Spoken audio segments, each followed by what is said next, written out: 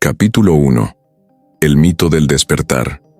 El despertar espiritual suele presentarse como una promesa de plenitud, paz interior y sabiduría trascendental.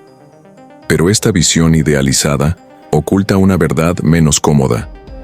Muchas personas, después de atravesar un proceso de expansión de conciencia, se sienten más perdidas, vacías e incluso desconectadas del mundo que antes.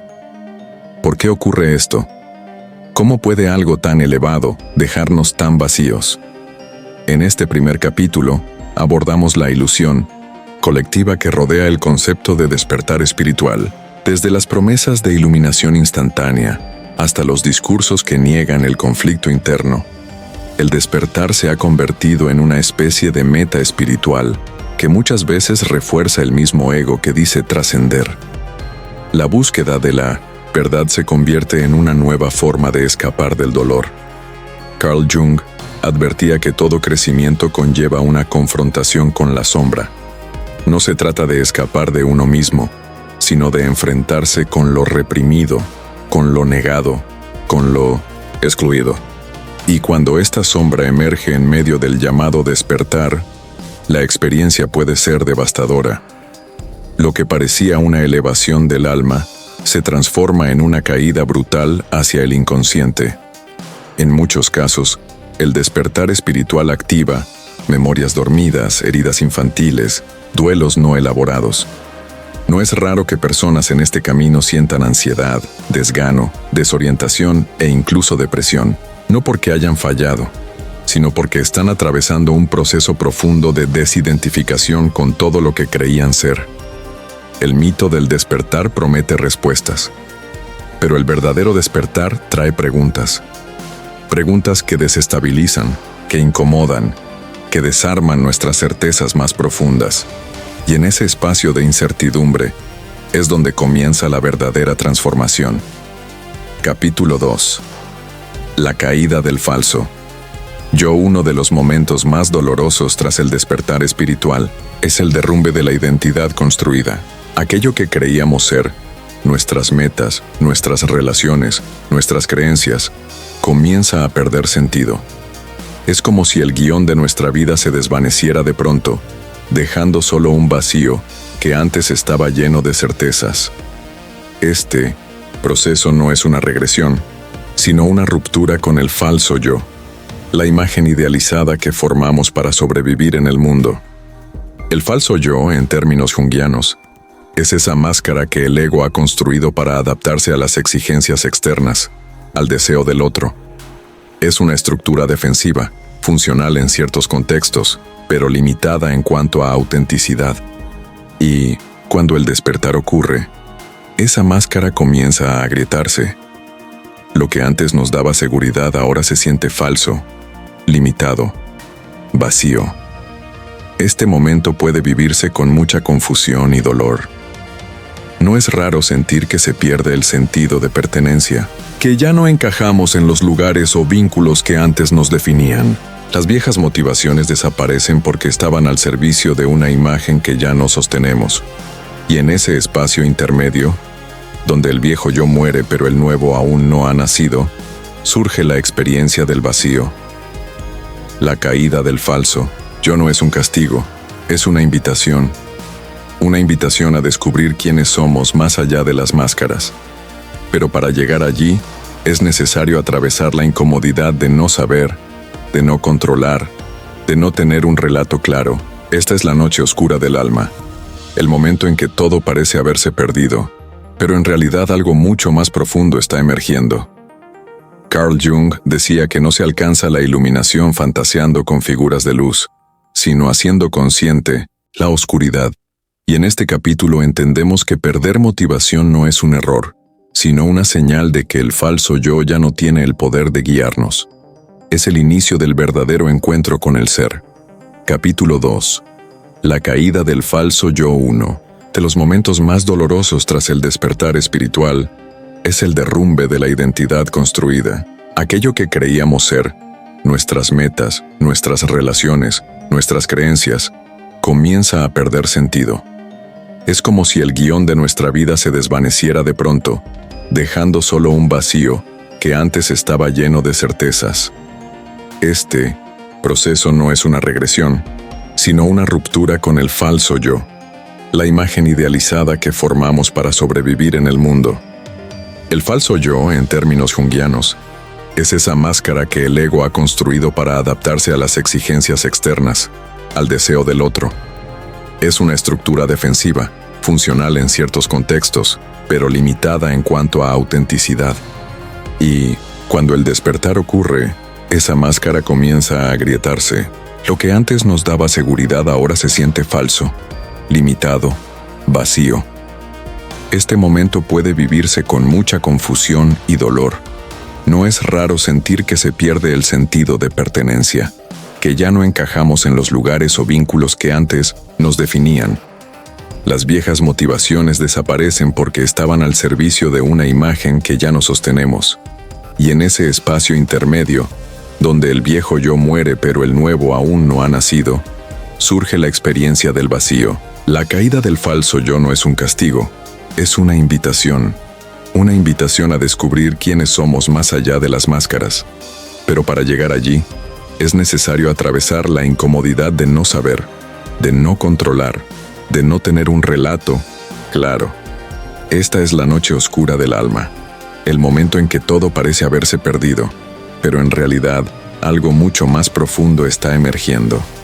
Carl Jung decía que no se alcanza la iluminación fantaseando con figuras de luz, sino haciendo consciente la oscuridad.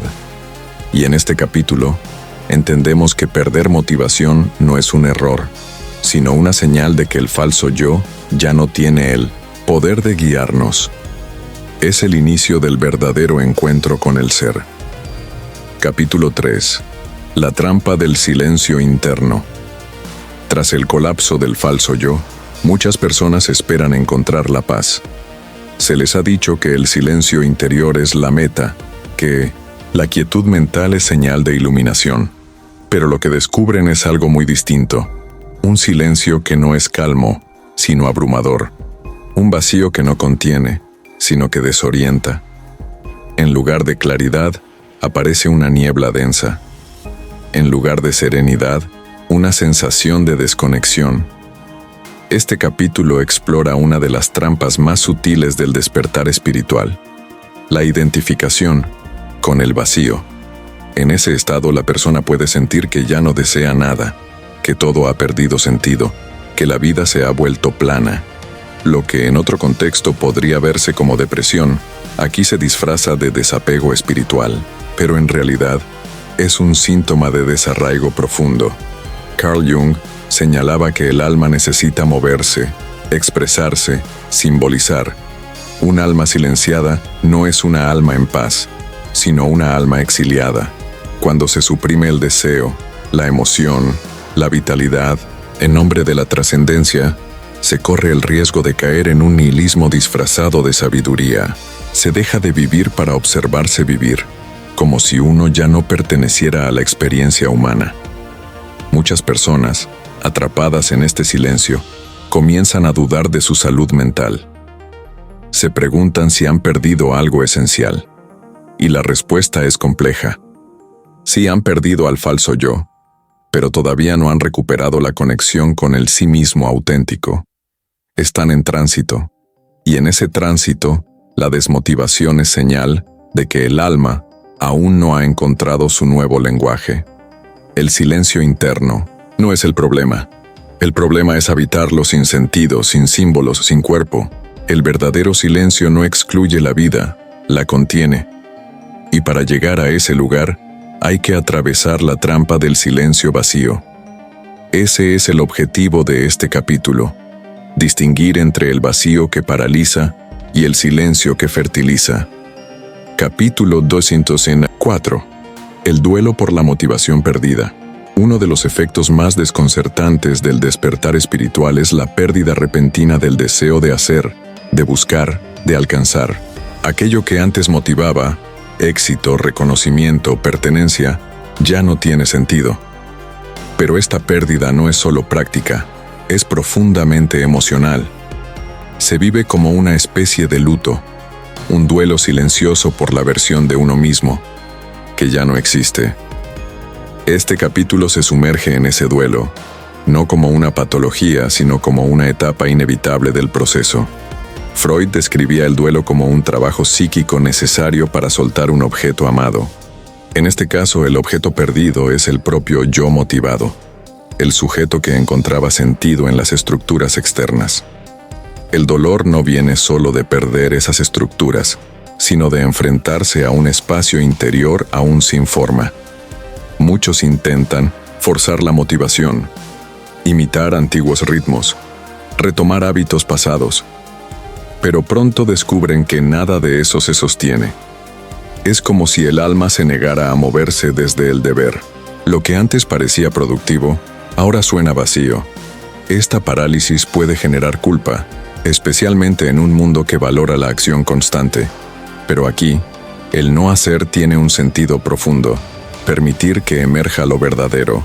La clave está en no patologizar el duelo, en no convertirlo en un problema a resolver rápidamente.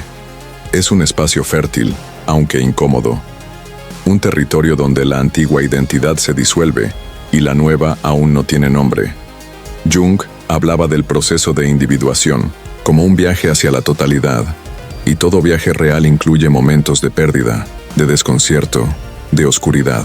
Este duelo es una prueba de confianza. Confiar en que algo más profundo está gestándose, aunque no se vea. Confiar en que el alma tiene su propio tiempo.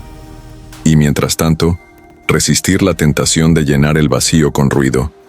Porque a veces, la verdadera motivación no es volver a moverse, sino aprender a estar presente en el silencio que precede al renacer. Capítulo 5. El encuentro con la sombra. Cuando el alma despierta, también despiertan las zonas más oscuras de la psique. Es inevitable. El aumento de luz revela las sombras.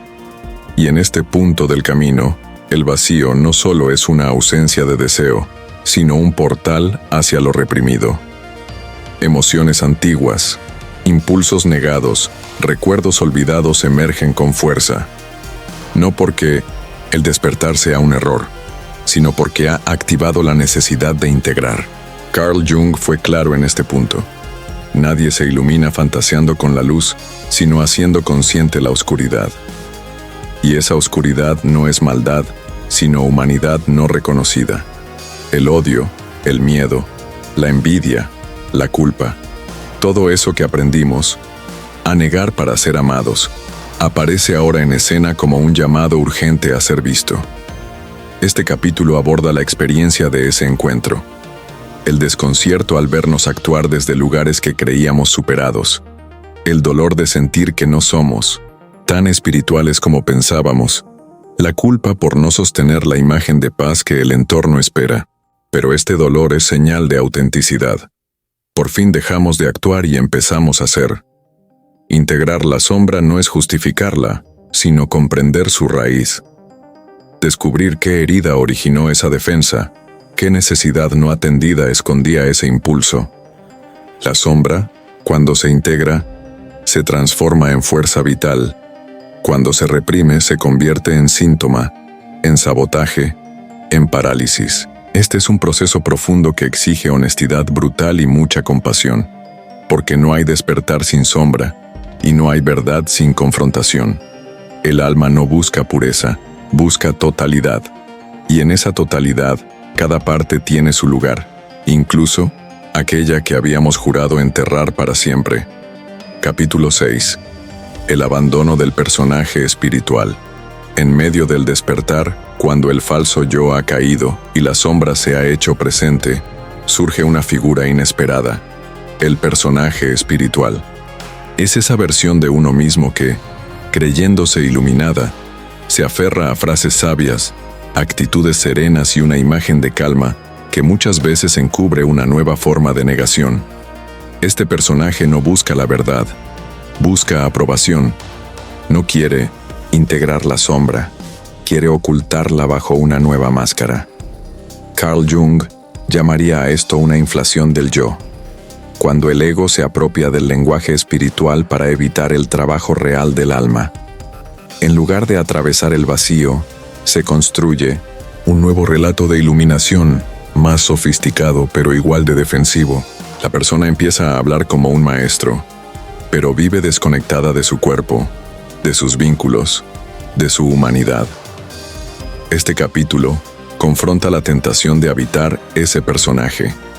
Expone cómo el lenguaje elevado puede volverse una barrera emocional, cómo las prácticas espirituales pueden convertirse en compulsiones, y cómo la supuesta paz puede esconder una represión dolorosa, porque el verdadero despertar no se muestra, se vive.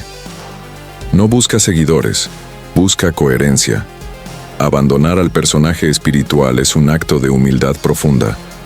Es aceptar que no sabemos, que seguimos en proceso, que todavía sentimos miedo, rabia, tristeza. Es permitirnos ser humanos y desde ahí, verdaderamente espirituales. Es recuperar el derecho a caer sin culpa, a dudar sin vergüenza, a amar sin manuales. Este abandono no es el fin del camino, es su verdadero inicio, porque cuando dejamos de representar, comenzamos a habitar, y solo quien se permite ser real puede llegar a lo sagrado sin perderse en el camino. Capítulo 7. El despertar del cuerpo. En muchos caminos espirituales, el cuerpo ha sido visto como un obstáculo, una prisión o una ilusión que debe superarse. Pero después de atravesar el silencio, el duelo, la sombra y el abandono de las máscaras, el alma comienza a buscar algo más real, más presente, más encarnado. El cuerpo como templo, como casa, como ancla de la experiencia humana. En este capítulo exploramos el momento en que el despertar deja de ser una experiencia etérea para convertirse en una invitación radical a habitar el cuerpo. No desde la exigencia estética ni desde la lógica de rendimiento, sino desde la presencia. Sentir el cuerpo no como enemigo ni como herramienta, sino como territorio sagrado donde lo psíquico, lo emocional y lo espiritual se encuentran. Carl Jung reconocía el cuerpo como parte esencial del proceso de individuación. Toda vivencia que no se integra en el cuerpo permanece incompleta. Y muchas veces, el vacío que sentimos no es del alma, sino del cuerpo no habitado. La ansiedad, la fatiga, la desconexión son señales de un cuerpo que ha sido dejado atrás en la carrera por lo espiritual. Este despertar del cuerpo puede manifestarse de múltiples formas: ganas de moverse sin razón, necesidad de descansar sin culpa, interés por lo sensorial, por lo tangible. Aparece un nuevo lenguaje, el del placer sin culpa, el del dolor como mensajero, el del límite como sabiduría.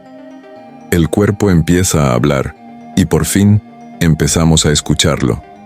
La verdadera espiritualidad no niega el cuerpo, lo honra, porque solo un cuerpo habitado puede sostener un alma libre. Y este capítulo es una invitación a reconciliar esa relación, a entender que despertar también es enraizar, que elevarse también es encarnarse, y que el camino hacia lo alto pasa, inevitablemente, por lo más profundo y concreto de nuestra carne.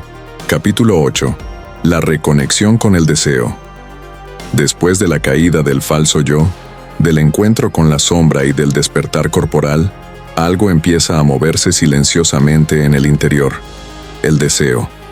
No como ambición, no como necesidad de logro, sino como impulso vital, como chispa que da sentido. Este deseo no es elegido por la mente, ni fabricado por la voluntad. Surge solo, desde un lugar profundo, casi olvidado. En este capítulo exploramos la dimensión del deseo genuino, ese que nace del alma y no del ego.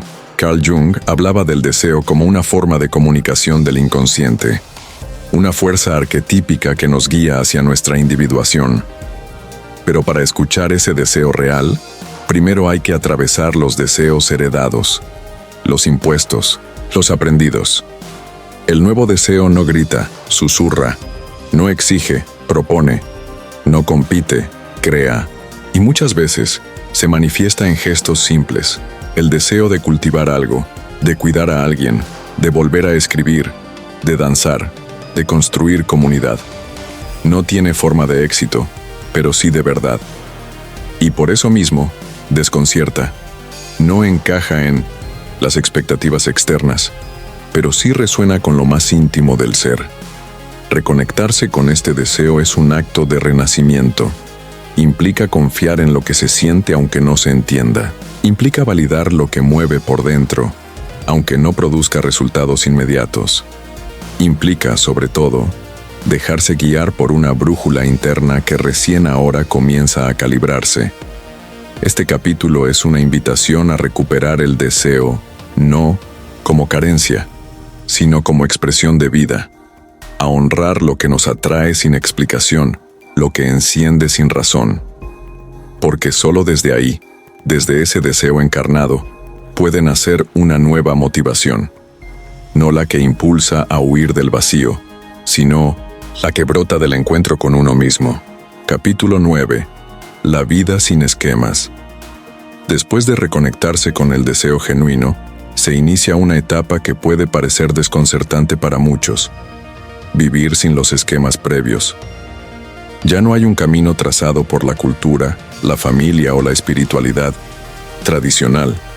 El alma, ahora más libre, busca nuevas formas de expresarse que no se ajustan a los patrones conocidos, y eso, aunque liberador, también puede generar vértigo. Este capítulo trata sobre ese momento en que dejamos de buscar validación externa para vivir desde la autenticidad. Es el punto en que ya no se trata de tener éxito, sino de ser coherente, donde lo importante no es cómo se ve desde afuera, sino cómo se siente desde adentro.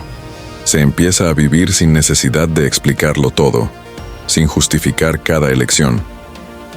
Carl Jung hablaba del proceso de individuación como un camino solitario pero profundamente pleno.